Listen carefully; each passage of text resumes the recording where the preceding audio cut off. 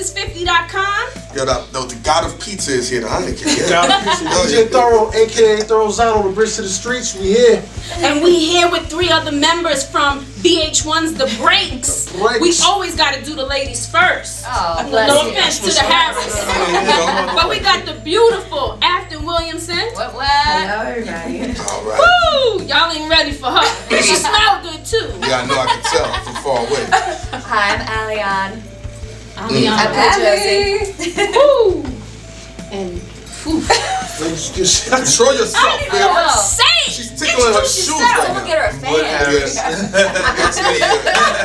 AKA Avon Barksdale. You know, Ace. Everything else. Everything. I mean, All I need you to say is, I'm out, Rico. No, for real. 50 specifically asked if you could say that. What? I'm out, Rico. I'm out, Rico. Say it. I swear to you. We can call him right now. Jeff know I'm super cool with Fifth. He really want me to say I'm that? dead I'm ass. out, Ricky. I'm out, Rico. Yeah.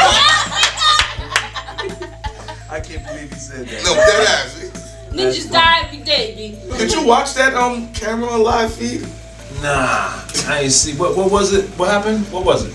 Cameron live. Cameron and Jim Jones, the beef that they have. Oh yeah, I'm familiar with the beef. Yeah. Oh, okay. That's unnecessary beef right there.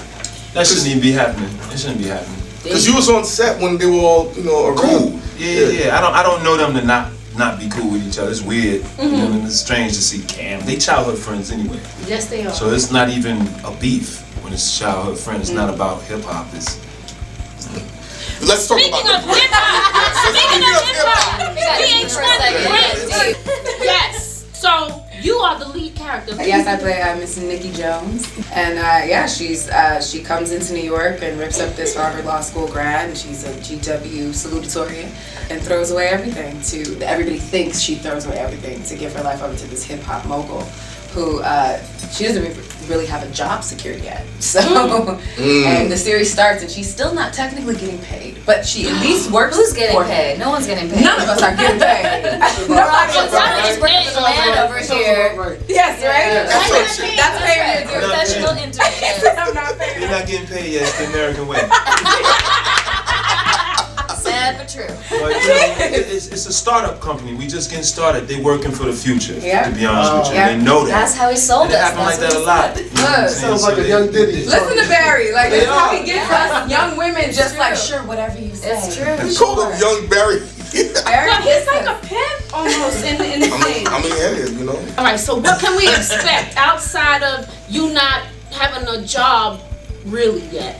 Are you gonna get Tiana? I work there, but Barry chooses who he wants to pay. I think we saw that in the movie. Right. You know what I mean? So he got a lot of employees. I just said we don't have a paycheck. So I'm an intern. Josie's doing her thing, right? I think we all believe we're all super fans and we believe in him. And also hip-hop. I think Barry he understands talent. I mean, that's the whole point, is he's able to recognize what is good. Yes.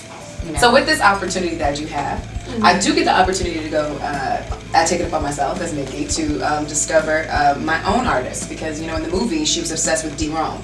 That's what attracted her to Barry, because this artist was just sitting there wasting all of this early Nas-like talent. He was different from everybody else, and she saw that in him. And you saw that even after he threw up on her, he went in the booth and killed it. And she sacrificed whatever that night was to make him get out that track, even if she almost got fired for it. But she still kept her job. This time she pulls a similar thing with this new Queen Latifah-esque character called Imani X.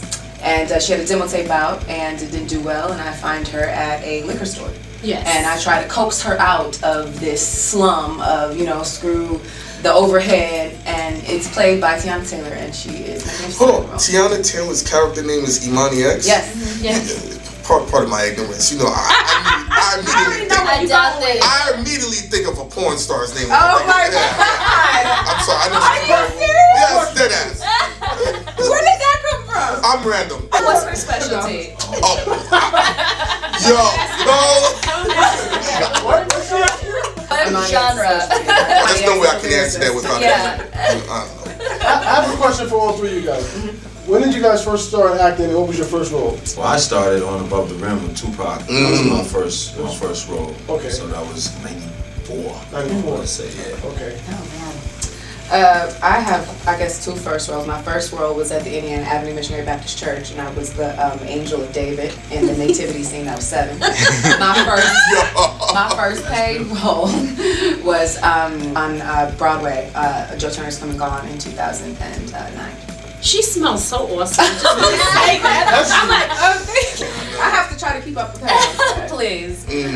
My first role, I played a cat in Richard Kipling's Just So You Stories. look like a cat. Oh, bless you, when I was 10 years old. But yeah, professionally is a lot less interesting. A lot less interesting. Did a little bit of Shakespeare, did a play called Yes, As You Like It.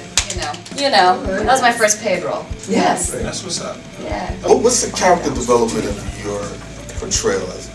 What's interesting is that the character that I auditioned for ended up being a little different than what actually we get to see in the series because things, scripts change and they transform. But I'm a photographer and I do all the artwork, all the visual stuff for the record company. But what's cool is you see a friendship develop between my character and Afton's character, and I think it's an interesting thing to see women navigate this world. It's super male dominated, and it's women who are not giving up their hoo-ha to get, you know what I mean? In the 90s, that's where female MCs came from. That power, and that feministic power. They always talk about Nikki's style, and she'll show her midget, but she has jeans. Yeah, because it's a little bit of both. I'm gonna show you I'm sexy, but I can still work in this industry, in a male-driven world. Did y'all research with anybody in the industry to get some understanding from whether it be from the 90s to currently? Yeah.